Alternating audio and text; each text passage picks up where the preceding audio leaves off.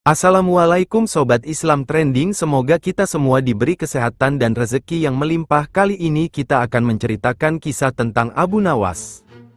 Abu Nawas adalah seorang yang cerdas dan memiliki banyak keterampilan, salah satunya ialah pandai menjahit.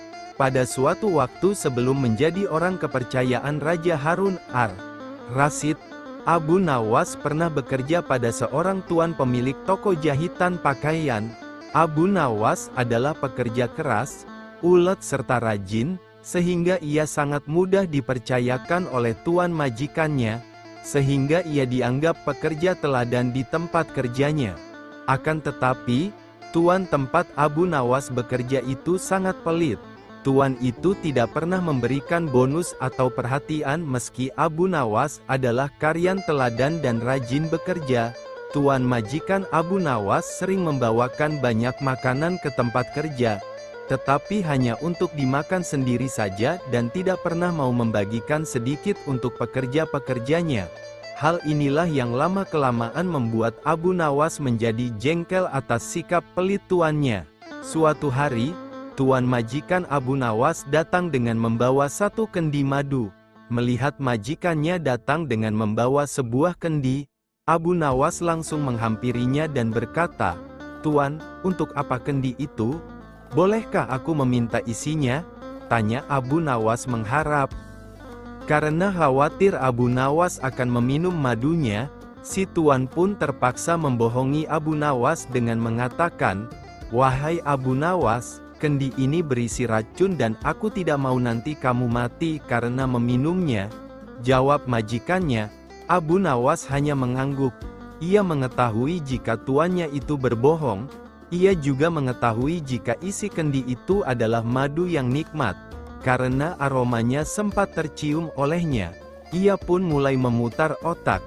Tidak seberapa lama setelah itu, tuan majikan tempat Abu Nawas bekerja pergi untuk suatu keperluan. Karena merasa aman dari gangguan Abu Nawas, ia pun meninggalkan kendi berisi madu itu begitu saja di atas mejanya. Abu Nawas tidak membuang-buang kesempatan itu. Ia pun berusaha menjual sepotong pakaian dan kemudian membeli sebungkus roti yang akan dimakan dengan madu tuannya itu. Tidak menunggu lama setelah roti dibeli, Abu Nawas langsung melahapnya menggunakan madu milik majikannya. Ia terus memakan dengan lahap dan tanpa sadar telah menghabiskan semua madu di dalam kendi itu. Abu Nawas tidak membuang-buang kesempatan itu. Ia pun berusaha menjual sepotong pakaian dan kemudian membeli sebungkus roti yang akan dimakan dengan madu tuannya itu. Tidak menunggu lama setelah roti dibeli, Abu Nawas langsung melahapnya menggunakan madu milik majikannya. Ia terus memakan dengan lahap dan tanpa sadar telah menghabiskan semua madu di dalam kendi itu. Dalam keadaan kekenyangan, Abu Nawas kemudian meletakkan kendi itu pada tempat semula dan kembali melanjutkan pekerjaannya tanpa merasa bersalah. Tidak berapa lama kemudian, majikannya pun kembali dan juga dengan membawa sebungkus roti. Alangkah terkejutnya tuan majikan itu ketika mendapati kendinya dalam keadaan sudah kosong. Selain itu, ia pun mendapatkan jika sepotong pakaian di tokonya telah hilang tanpa laporan. Ia kemudian berbicara sendiri, "Ini pasti ulah Abu Nawas." Tuan majikan pun langsung menghampiri Abu Nawas yang sedang sibuk menjahit pakaian. Ia kemudian berkata, "Hai, Abu Nawas, apa sebenarnya yang telah terjadi? Mengapa isi kendi ini habis dan sepotong pakaian telah hilang?" tanya tuan dengan kesal. "Maaf tuan, tadi sewaktu tuan pergi, ada sekelompok pencuri datang mengambil sepotong pakaian," kata Abu Nawas. "Lantas apa yang kamu lakukan terhadap pencuri itu?"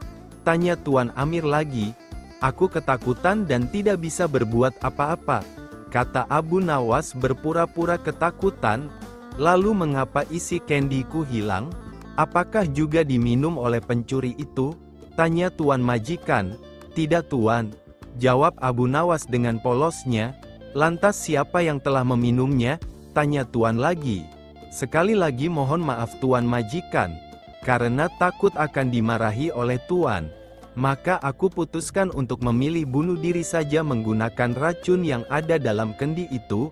Hamba pikir, hamba akan mati, tapi ajal hamba belum sampai tuan, jelas Abu Nawas. Mendengar pengakuan jujur dan keahlian akal Abu Nawas, Tuan Amir yang semula akan marah akhirnya mengurungkan niatnya. Ia sadar jika semua itu juga kesalahannya karena telah pelit dan membohongi pekerjanya. Pada suatu hari dalam sebuah perjalanan jauh menuju suatu tempat, Abu Nawas merasa kelaparan akan tetapi ia kehabisan persediaan bekal makanan. Selain itu persediaan uang di kantongnya juga sudah menipis, tersisa hanya beberapa keping saja. Padahal perjalanan yang harus ditempuh masih lumayan jauh, jadi sisa uang tersebut tidak akan cukup membantunya meneruskan perjalanan jika ia menggunakan uang tersebut untuk membeli makanan menghilangkan rasa laparnya yang mulai menyerang pada saat itu. Meski lapar, Abu Nawas tetap melanjutkan perjalanannya walaupun langkahnya sudah mulai gemetar. Karena merasa sudah cukup lapar dan lelah, Abu Nawas akhirnya memilih untuk beristirahat sejenak di sebuah tempat di keramaian. Secara tidak sengaja, Abu Nawas melihat sebuah warung makan di depannya. Karena tidak kuasa menahan rasa lapar, Abu Nawas pun akhirnya memasuki warung tersebut meski tidak berniat membeli makanan. Setelah memasuki warung, Abu Nawas langsung menuju ruangan dapur dan melihat asap yang sedang mengepul dan mengeluarkan aroma yang pastinya menggoda lidah untuk mencicipinya. Abu Nawas terus menghirup aroma-aroma dari masakan yang ada di dapur warung itu. Ia membayangkan seakan-akan ia sedang menyantap makanan yang sangat lezat itu. Setelah ia merasa puas, dan rasa laparnya untuk sementara sudah mereda, Abu Nawas segera beranjak meninggalkan warung untuk melanjutkan perjalanannya. Begitu keluar dari warung tersebut, tiba-tiba sang pemilik warung mengejar dan meneriakinya, "Hai tuan, tunggu dulu, mau kemana kau? Bayar dulu," teriak pemilik warung. Abu Nawas langsung menghentikan langkahnya. Ia heran mengapa pemilik warung itu menghentikannya meminta bayaran. Padahal ia sama sekali tidak makan atau minum di warung tersebut. Akan tetapi Abu Nawas tidak mau ambil pusing, ia tetap tenang menghadapi pemilik warung itu. "Mau pergi seenaknya saja, bayar dulu baru boleh pergi," kata pemilik warung itu pada Abu Nawas. Mendengar perkataan pemilik warung itu, Abu Nawas langsung menganggukkan kepala tanda setuju akan membayar. Abu Nawas langsung merogoh kantongnya. Sesaat kemudian ia langsung mengaduk-aduk isi kantungnya yang berisi beberapa keping uang, hingga terdengar bunyi, kering, kering, kering, dari kantongnya. "Ayo cepat bayar, itu kan bunyi uangmu," kata pemilik warung itu. Kemudian Abu Nawas menjawab, "Itu tadi bayarannya. Aku bayar pakai bunyi saja karena di warungmu aku hanya dapat baunya saja," jawab Abu Nawas. Si pemilik warung jadi terdiam malu. Tidak dapat berkata apa-apa mendengar jawaban Abu Nawas. Bukannya bersedekah pada orang yang membutuhkan, malah meminta bayaran padahal orang tidak makan apa-apa. Abu Nawas pun langsung pergi meninggalkan pemilik warung itu, dan melanjutkan perjalanannya. Konon katanya menurut cerita, di negeri Baghdad seekor unta yang bisa bicara layaknya manusia. Unta tersebut tidak lain adalah milik Abu Nawas. Unta tersebut juga merupakan salah satu kesayangan Abu Nawas. Pada suatu hari, Abu Nawas mengajak untanya untuk pergi mengembara. Setelah berpamitan kepada istrinya, berangkatkah ia dengan si unta lengkap dengan perbekalannya.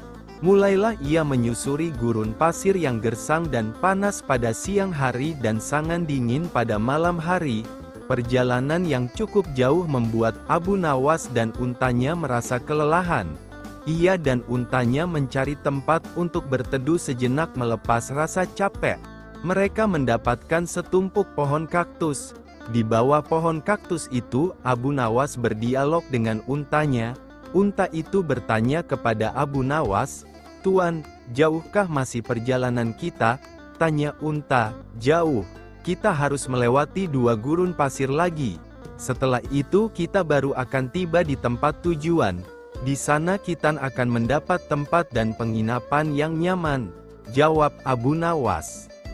Beberapa saat kemudian selesai beristirahat, mereka kembali melanjutkan perjalanannya. Hari pun berubah menjadi gelap, tanda masuknya waktu malam. Abu Nawas menghentikan perjalanannya, dan kemudian menyiapkan tenda untuknya bermalam dan beristirahat di sana.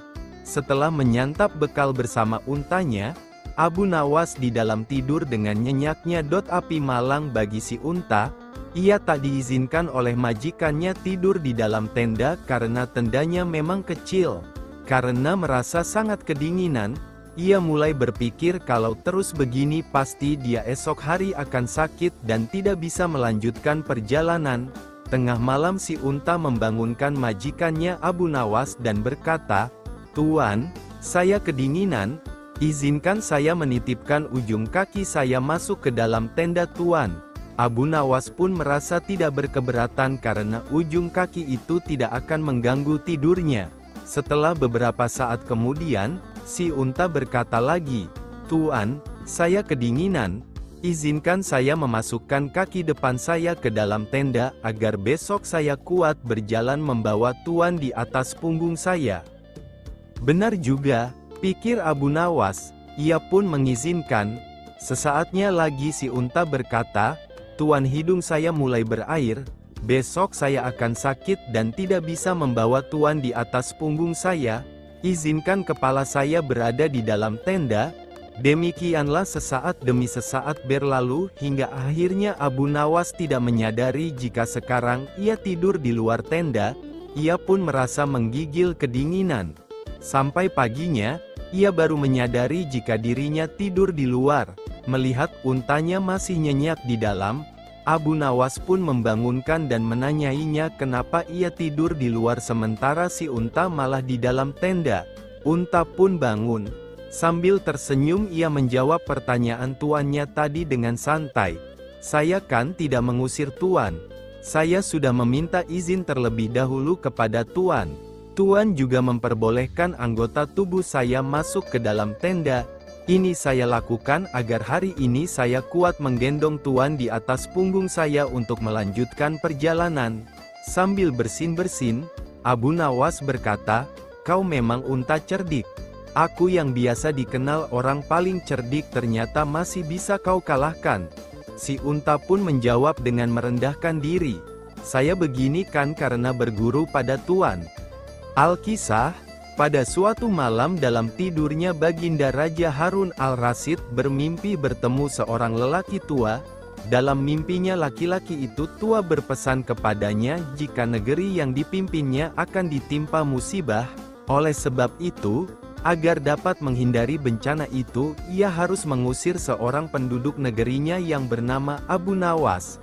Esoknya setelah ia terbangun Baginda Raja mulai gelisah hatinya mengingat mimpi yang dialami semalam. Ia kemudian memerintahkan kepada pesuruhnya untuk menghadirkan Abu Nawas ke istana.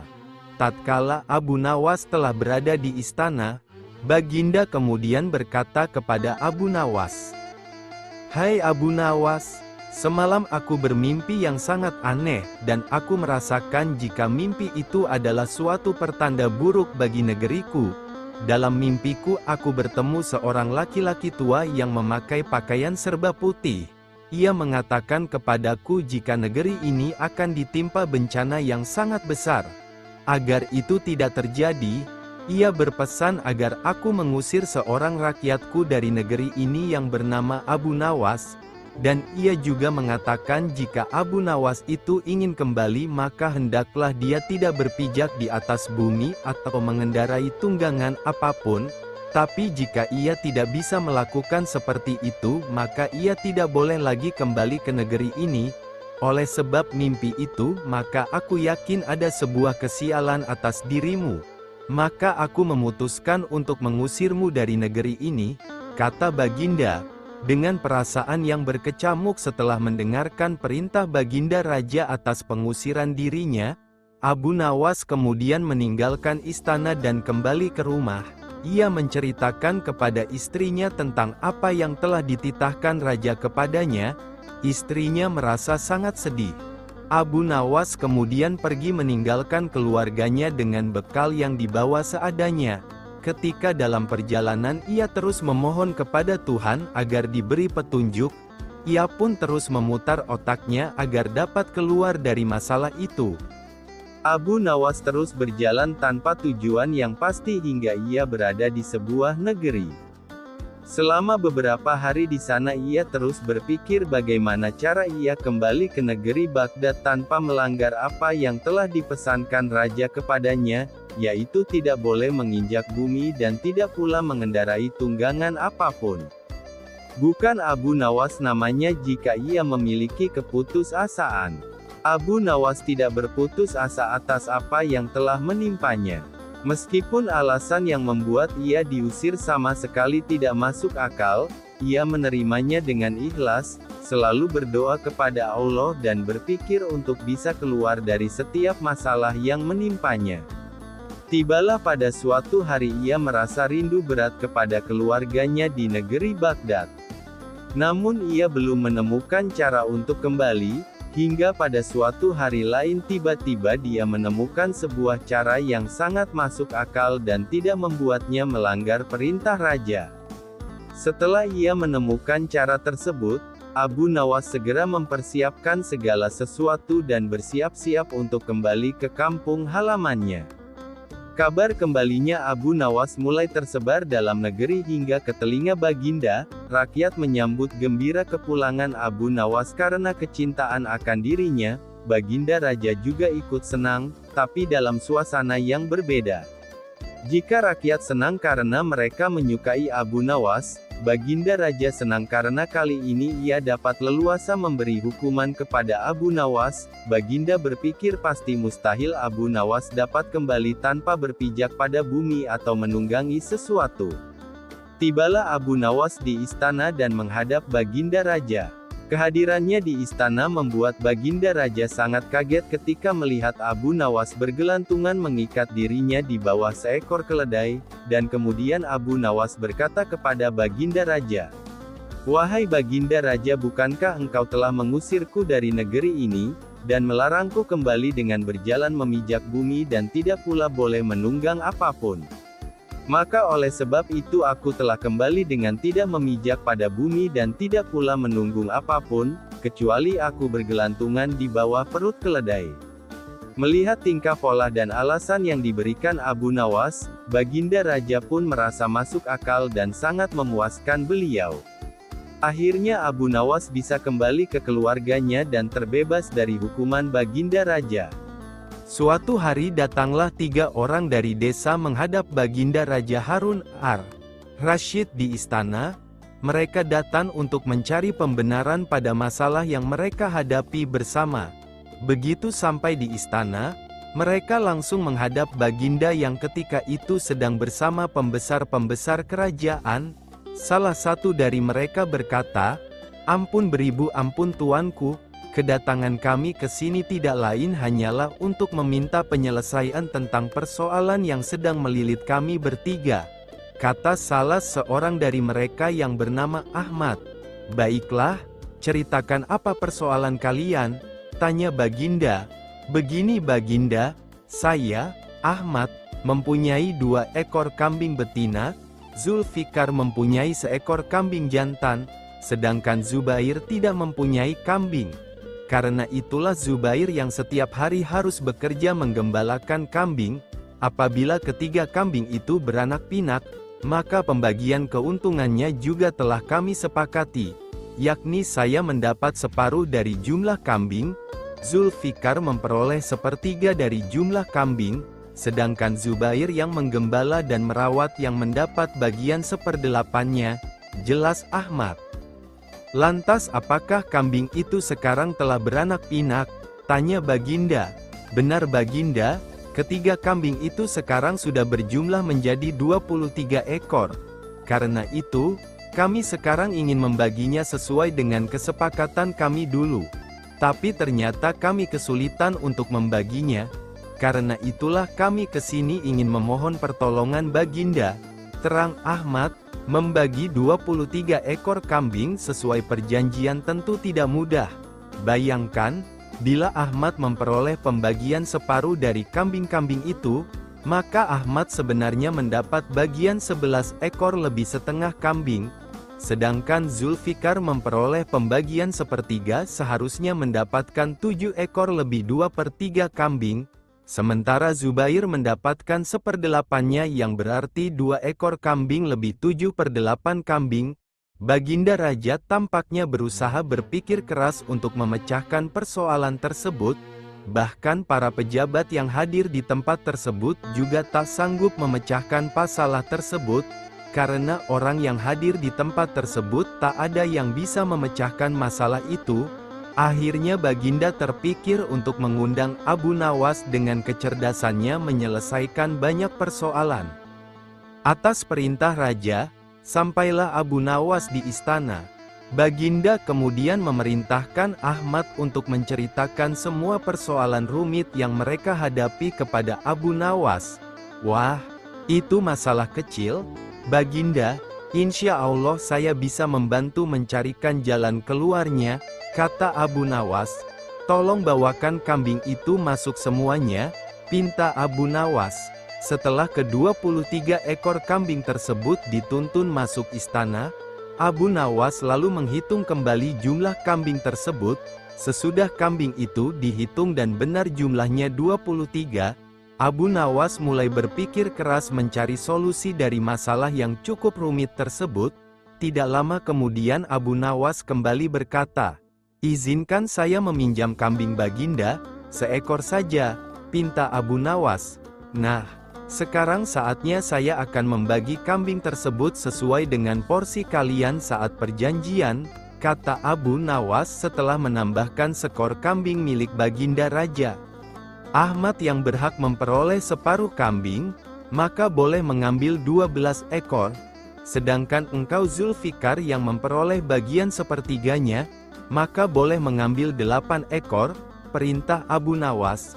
Terakhir Zubair yang memperoleh bagian 1/8-nya, maka engkau berhak mengambil bagian 3 ekor kambing, sisa 1, karena saya tadi meminjam 1 ekor kambing milik Baginda, maka ini saya kembalikan lagi kambing tersebut," kata Abu Nawas. Masing-masing telah mendapatkan bagiannya. Semua merasa puas atas bantuan Abu Nawas. Mereka pun berterima kasih dan kembali ke rumah masing-masing. Tidak lupa Baginda pun turut berterima kasih kepada Abu Nawas atas bantuan Abu Nawas menyelesaikan persoalan rakyatnya. Abu Nawas mengelabui raja namanya saja Abu Nawas. Selalu punya 1000 cara untuk meloloskan diri dari hukuman. Kali ini adalah Raja Harun ar-Rasyid yang termakan tipuannya. Abu Nawas bebas dari hukuman raja setelah berjanji bahwa ia akan terbang. Berikut kisahnya. Karena dianggap terlalu mengkritik kepemimpinan Raja Harun, maka Abu Nawas ditangkap karena ia dituduh telah melakukan sesuatu yang membahayakan kerajaan, sehingga harus dihukum. Namun demikian, Abu Nawas selalu punya alasan untuk meloloskan diri dari hukuman itu. La mengaku kepada pengawal kerajaan bahwa ia memiliki ilmu tinggi dan ia akan terbang. Kabar Abu Nawas akan terbang akhirnya terdengar oleh Raja Harun. Mana mungkin Abu Nawas akan terbang? Dia tidak punya sayap, tidak punya alat-alat khusus. Apakah ia punya ilmu khusus? Kata Raja Harun kepada pengawalnya. "Kami tidak tahu Paduka. Tetapi Abu Nawas sangat meyakinkan," jawab pengawal. Hingga dibawalah Abu Nawas menghadap sang raja. "Abu Nawas, betulkah kamu mau terbang?" tanya raja. "Ya tuanku, memang saya mau terbang," jawab Abu Nawas. "Kapan, dan di mana?" tanya raja secara beruntun. "Hari Jumat yang akan datang ini, dan dari menara Masjid Baitul Rakim, tak jauh dari rumah saya, jika raja mengizinkan," jawab Abu Nawas. Akhirnya sang raja mengizinkan dan bahkan ia berjanji akan membebaskan Abu Nawas jika bisa terbang. Akan tetapi jika Abu Nawas tak bisa membuktikan, maka hukumannya akan ditambah 100 lecutan rotan, daun kuping dipotong dan hukuman gantung. Pada hari yang sudah dinantikan, Jumat sesudah sembahyang Jumat, lapangan sekitar Masjid Baitul Rahman sudah penuh orang. Orang biasa, rakyat, penduduk dan penguasa setempat sudah berjubel mengambil tempat masing-masing. Orang-orang menantikan saat yang paling genting dan mendebarkan. Abu Nawas dengan langkah yang sangat gagah dan tak ragu, menaiki tangga menara tertinggi dan orang-orang melihat dengan mata yang tak berkedip, terpaku, dan menyatu mengikuti langkah tubuh Abu Nawas. Ketika Abu Nawas sampai pada puncak tertinggi, dia melihat lurus dan terkadang ke bawah yang penuh orang. Badan dan kedua belah tangannya merentang lurus seakan-akan benar mau terbang. Orang-orang yang ada di bawah dengan seksama memperhatikan dan Abu Nawas terus dan berulang-ulang merentangkan tangannya dan memajukan badannya seakan-akan terbang dan bagaikan berenang perilaku dan gerak-geriknya. Sementara orang-orang yang ada di bawah menunggu dengan jantung berdegup dengan kencang. Akhirnya Abu Nawas menemui mereka dan mereka semua terpana, terpesona, heran dan penuh keraguan apalagi yang mau dibuat Abu Nawas ini. Apa semua kalian lihat tadi bagaimana saya mau terbang itu? Tanya Abu Nawas. Ya, kami melihat, kamu menggerakkan kedua belah tanganmu dan badanmu bergerak ke depan, tampaknya memang bergaya mau terbang, kata orang banyak. Lalu apakah saya berbohong bahwa saya mau terbang pada hari Jumat ini dan di menara tertinggi Masjid Baitul Rahim ini? Tanya Abu Nawas. Ya tidak bohong, kamu betul mau terbang hari ini dan di sini. Tapi kenapa lalu kamu tidak terbang? Kata mereka. Yang saya katakan bahwa saya mau terbang, lalu saya coba. Lalu ternyata yang seperti kalian lihat tadi itu, kata Abu Nawas. Tapi ternyata kamu tidak bisa terbang. Kata mereka, itu soal lain, saya tidak mengatakan bahwa saya mau terbang pada hari Jumat ini dan di sini. Itu yang saya katakan dan kalian semua tahu hal itu. Saya katakan bahwa saya mau terbang, hanya itu bukannya terbang, kata Abu Nawas. Orang-orang saling melihat dan mulut mereka bergumam. Tarikan nafas panjang karena Abu Nawas terlepas dari jeratan hukum. Orang-orang juga sama membenarkan bahwa Abu Nawas memang tidak berbohong. Dia melakukan semua yang dia pernah katakan, tidak berbohong dan menepati janji. Rumah dijadikan kandang hewan pada suatu hari ketika akan pergi ke istana. Abu Nawas kedatangan tamu yang tidak dikenalnya. Namun bagi Abu Nawas hal itu bukan alasan untuk tidak menolong. Memang setelah namanya tersohor menjadi penasihat yang ulung, banyak tamu asing yang ke rumahnya untuk meminta saran. Cobalah utarakan kesulitanmu padaku. Mungkin aku bisa membantu, kata Abu Nawas. Tolonglah aku, rumahku teramat sempit dan tidak bahagia, kata orang asing itu. Siapa saja yang tinggal di rumah itu? Tanya balik Abu Nawas. Seorang istri dan 8 anak-anakku. Wahai Abu Nawas, jawab orang asing itu. Orang asing itu terlihat sangat tertekan dengan kondisi rumahnya. Wajahnya nampak lesu dan gelisah. Ironisnya, semangatnya untuk bekerja meredup seiring tekanan itu. Sementara itu, Abu Nawas memutar otak untuk mengatasi permasalahan orang asing tersebut. Pantas saja rumahnya sesak, anaknya saja 8 orang. Kata Abu Nawas dalam hati. Engkau punya seekor domba? Kata Abu Nawas memecah kesunyian. Tidak, tetapi aku mampu membelinya, jawab orang asing itu. Kalau begitu belilah seekor dan tempatkan domba itu di dalam rumahmu. Jelas Abu Nawas, orang asing itu tidak membantah. Ia langsung membeli seekor domba seperti yang disarankan oleh Abu Nawas. Beberapa hari kemudian orang itu datang lagi menemui Abu Nawas. Wahai Abu Nawas, aku telah melaksanakan saranmu. Tetapi rumahku bertambah sesak, kata orang asing itu. Kalau begitu belilah lagi beberapa ekor unggas, dan tempatkan juga mereka di dalam rumahmu, kata Abu Nawas lagi. Orang itu juga tidak menolak, ia langsung membeli beberapa ekor unggas yang kemudian dimasukkan ke dalam rumahnya. Namun, setiap kali lapor kepada Abu Nawas, ia justru disuruh untuk banyak menumpuk ternak dalam rumahnya. Apakah tidak salah saran Abu Nawas? Dengan anak-anakku saja rumahku sempit, apalagi ditambah dengan ternak-ternak itu, tanya orang itu dalam hati. Namun karena tidak tahan dengan suasana rumah yang semakin sempit, orang itu datang lagi ke rumah Abu Nawas. Orang itu tidak membantah. "Baiklah, kalau sudah merasa tidak tahan, juallah domba itu," kata Abu Nawas. Langsung menjual domba yang baru dibelinya. Beberapa hari kemudian Abu Nawas pergi ke rumah orang itu dan menanyakan perkembangannya. "Keadaannya sekarang lebih baik karena domba itu sudah tidak lagi tinggal di sini," kata orang itu tersenyum. "Baiklah, kalau begitu sekarang juallah semua ternakmu," kata Abu Nawas. Orang itu tidak melawan. Langsung menjual semua ternaknya dan beberapa hari kemudian Abu Nawas mengunjungi orang itu kembali. "Bagaimana keadaan rumah kalian sekarang?" tanya Abu Nawas. "Kami merasakan rumah kami bertambah luas karena ternak-ternak itu sudah tidak lagi tinggal bersama kami. Dan kami sekarang merasa lebih berbahagia daripada dulu dan kami mengucapkan terima kasih," kata orang itu dengan wajah berseri-seri. Abu Nawas ikut senang dengan keberhasilan orang itu. Lalu menjelaskan bahwa sebenarnya batas sempit dan luas itu hanya tertancap dalam pikiran seseorang.